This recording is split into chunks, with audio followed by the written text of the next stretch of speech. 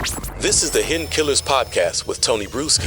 Featuring defense attorney, Hidden Killers daily contributor, and host of the Defense Diaries podcast, Bob Motta. Is it a benefit to Chad Daybell that Alex Cox is dead? Or would it have been better that he would have been alive to, I don't know, help in his own defense? Or would he have been another, character here that would have been throwing him under the bus as well?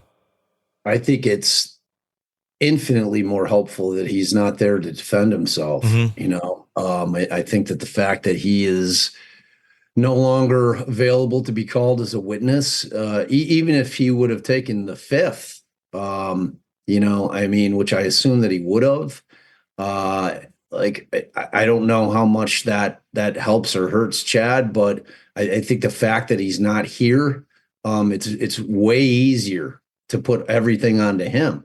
Sure.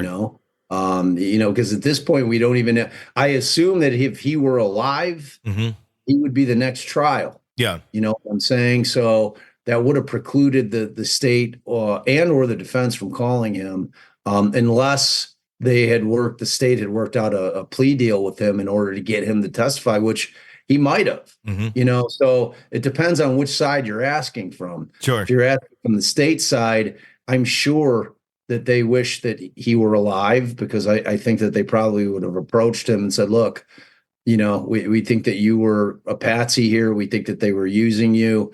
We're willing to make some kind of negotiated plea with you. You're going in for a long time, but, we won't seek the death penalty, but in exchange for that, you're going to have to testify and tell us who did what here. So from the state's perspective, I'm sure that they would prefer that he were alive. From the defense side of it, I'm sure they're thrilled that he's no longer here. Is there any world in which we would see Lori Vallow take the stand in defense of Chad Daybell? Even though they're throwing her under the bus, I do wonder if there's any world where she would be on that stand going, in her own twisted way, he didn't know anything about what was going on in this divine mission that was going on. I don't know. I mean, I guess it depends on their relationship, but is there a world where this could happen? I think that the bigger issue for her is, number one, she's going to be appealing her trial. Sure. So like her coming on could hurt her. Yeah. Massively, because even if she's to come on and testify and say that Chad was the mastermind, I was the one that was beholden to him. He was the Svengali. Yeah. It still doesn't hurt. It doesn't help her, because, if she's going to testify, it just, and if there's any kind of admission on her part, it kind of dooms her appeal. So I can't see a world in which she's going to testify. I can't see a world in which any attorney that's representing her would say that that's a good idea. Short of them coming up with some kind of plea deal, but she's already been sentenced. Yeah. So there's no going back and changing that at this point.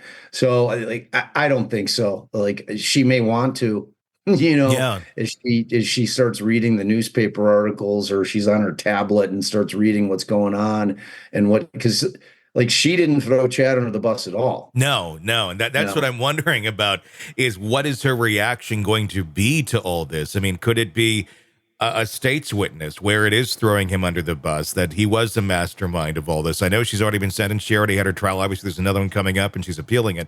But I mean, I guess it really kind of would come down to her mindset of, does she care that she's in prison for the rest of her life? And she still believes Chad is this, prophet's leader, and she's going to help him no matter what? Or is she going to have a moment of reckoning and go, oh my God, he's going against me now. Now I should flip it on him.